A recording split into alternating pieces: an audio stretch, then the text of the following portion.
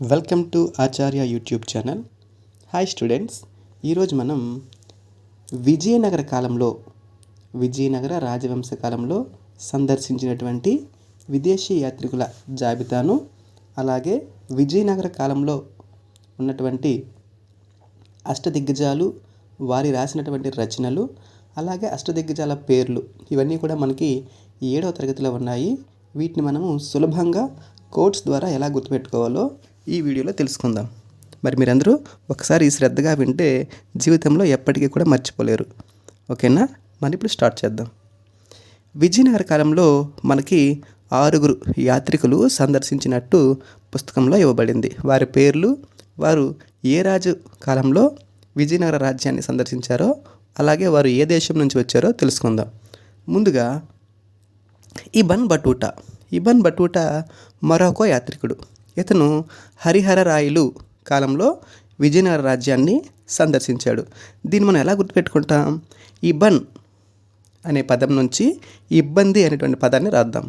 అలాగే మనకి ఇబ్బందిగా ఉంటే మనం ఏం చేయాలి? హరితో కానీ హరతో కానీ, హరి అంటే విష్ణువు, హర అంటే శివుడు, ఇద్దరిలో ఎవరో ఒకరితోని మనం మొరపెట్టుకోవాలి. అంటే మనకి ఇబ్బందులు ఉన్నప్పుడు ఆ దేవుడితో హరితో కానీ హరతో కానీ మొరపెట్టుకుంటే మన ఇబ్బందులు అనేవి తీరుతాయి. ఈ రకంగా మనం గుర్తుపెట్టుకోవచ్చు.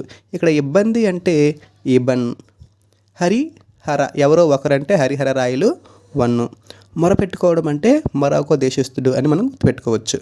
ఓకేనా? నెక్స్ట్ రెండవవారు నికోలా కాంటే, ఇటాలియన్ యాత్రికుడు. దేవరాయ 2 కాలంలో విజయనగర రాజ్యాన్ని సందర్శించాడు. దీన్ని ఎలా గుర్తుపెట్టుకోవచ్చు?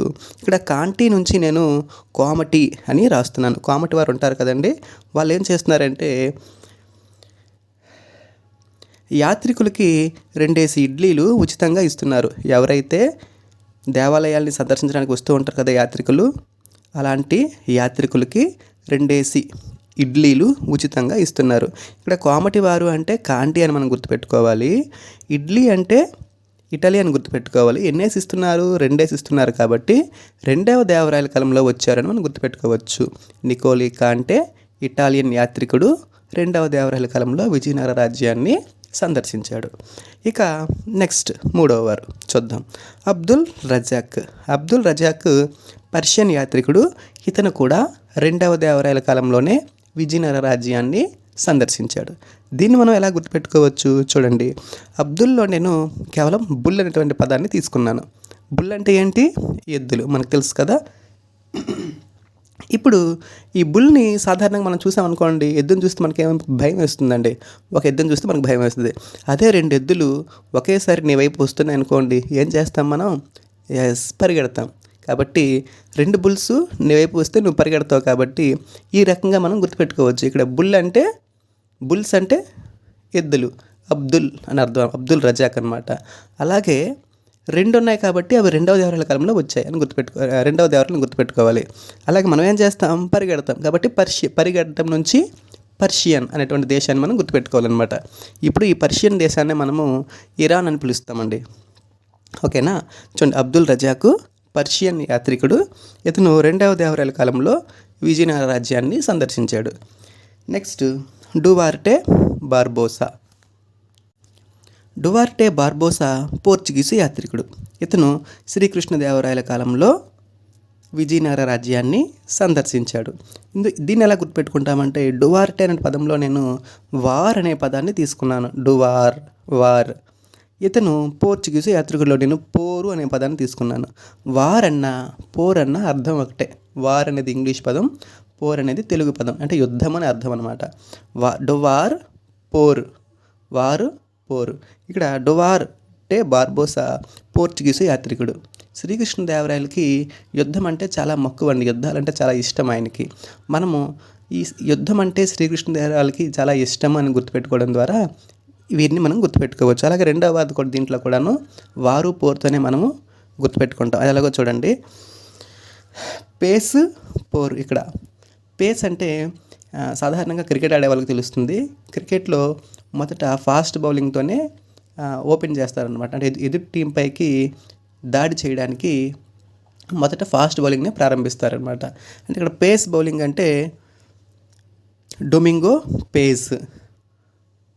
దాడి చేయడం అంటే అవతల టీం మీదకి అటాక్ చేస్తుంటారు కదండి బౌల్తోని. ఒకప్పుడు యుద్ధాలనేవి ఉండేవి. ఆ యుద్ధం వల్ల ఆస్తి నష్టము, ప్రాణ నష్టం అనేది జరిగేది. ఇప్పుడు యుద్ధాలు లాంటివే ఈ ఆటలన్నమాట. ఆటలు కూడా ఎవరో ఒకరిని విజేతగా చేస్తాయి కదా! ఆ రకంగా మనము ఆటలు కూడా ఒక రకమైనటువంటి పోరు లాంటివే. క్రికెట్లో అయితే పేస్ బౌలింగ్తో పోరు అనేది ఉంటుంది అని మనం గుర్తుపెట్టుకోవచ్చు. అలాగే శ్రీకృష్ణదేవరాయలకి పోరు అంటే యుద్ధం పోరు యుద్ధం అంటే చాలా ఇష్టం కాబట్టి ఈ డొమింగో పేస్ కూడాను శ్రీకృష్ణదేవరాయల కాలంలో విజయనగర రాజ్యాన్ని సందర్శించాడు. అతను కూడా పోర్చుగీస్ యాత్రికుడు అని మనం గుర్తుపెట్టుకోవచ్చు. ఇక 6వ వారు ఫెర్నాండో న్యూనిజ్. ఇతను పోర్చుగీస్ యాత్రికుడు. ఇతను ఎవరి కాలంలో వచ్చాడు? అచ్యుత దేవరాయల కాలంలో వచ్చాడు. దీన్ని ఎలా గుర్తుపెట్టుకుంటామంటే ఫెర్నాండో న్యూనిజ్ అనేటువంటి పదంలో నూని అనేటువంటి పదం ఉంది. అలాగే నేను పోర్చుగీస్లో గీసు అనేటువంటి పదాన్ని తీసుకున్నాను. అచ్యుత దేవరాయల కాలంలో వచ్చారు కాబట్టి నేను అందులో అచ్చు అనేటువంటి పదాన్ని తీసుకున్నాను. ఈ మూడింటిని ఉపయోగించి మనం దీన్ని గుర్తుపెట్టుకుందాం. అంటే బొమ్మలు గీయడం రాని వాళ్ళు ఏం చేస్తారంటే అచ్చు కాగితంతో నూనె అచ్చు కాగితాన్ని ఉపయోగించి ఆ బొమ్మ అనేది మనకి పారదర్శకంగా కనిపిస్తుంది. ఆ బొమ్మ పైన నూనె అచ్చు కాగితాన్ని కానీ మనం పెట్టినట్టయితే ఆ కింద ఉన్నటువంటి బొమ్మ మనకి చాలా చక్కగా కనిపిస్తుంది అనమాట.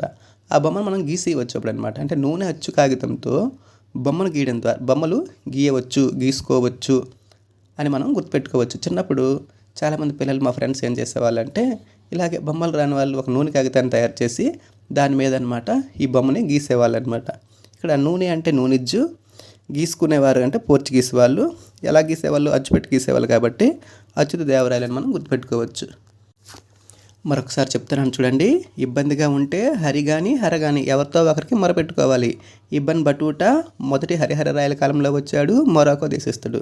ఇక రెండవది కోమటివారు యాత్రికులకి 2 ఇడ్లీలు ఇస్తున్నారు. కోమటివారు అంటే నికోలో కాంటి 2 ఇడ్లీలు ఇస్తున్నారు అంటే రెండవ దేవరాయలు. ఇడ్లీ అంటే ఇటలీ. నికోలా కాంటే రెండవ దేవరాయల కాలంలో వచ్చాడు, ఇటలీ దేశస్థుడు. బుల్స్ 2 నీ వెంట పరిగెడితే నీ వెంట పడితే నువ్వు పరిగెత్తాల్సిందే. బుల్స్ అంటే అబ్దుల్ రజాకు. 2 అంటే రెండవ దేవరాయల కాలము. పరిగెత్తాల్సిందే అంటే పరి నుంచి పర్షియన్ దేశస్థుడు అని గుర్తుపెట్టుకోవాలి. ఇక వారు అంటే పోరు. డువార్టే బార్బోసా పోర్చుగీస్ యాత్రికుడు. అలాగే పేస్ క్రికెట్లో ఉంటుంది కదా, ఫాస్ట్ బౌలింగ్తో వార్ చేస్తాము. ఇది కూడా పోరే అనమాట. ఇతను కూడాను శ్రీకృష్ణదేవరాయలకి యుద్ధాలంటే చాలా ఇష్టం, పోర్ అంటే చాలా ఇష్టం కాబట్టి ఈ 2 పోర్చుగీస్ యాత్రికులు విజయనగర కాలంలో రాజ్యాన్ని సందర్శించారని మనం గుర్తుపెట్టుకోవాలి. నెక్స్ట్ బొమ్మలు గీయడం రానివారు ఏం చేస్తారు? నూనె అచ్చు కాగితంతో బొమ్మలు గీసేవారు అనమాట. అంటే ఇక్కడ నూనె అంటే న్యూనిజ్జు, అచ్చు కాగితం అంటే అచ్యుత దేవరాయలు, గీసేవారు అంటే పోర్చుగీస్ వారు అని మనం గుర్తుపెట్టుకోవచ్చు. మిగిలిన విషయాలు మనము పార్ట్ 2లో మాట్లాడుకుందాం. ఈ వీడియోలో ఉపయోగించినటువంటి పదాలు కేవలం గుర్తుపెట్టుకోవడానికి మాత్రమే, ఎవరిని కించపరచడానికి కాదని గమనించాలి. Thanks for watching.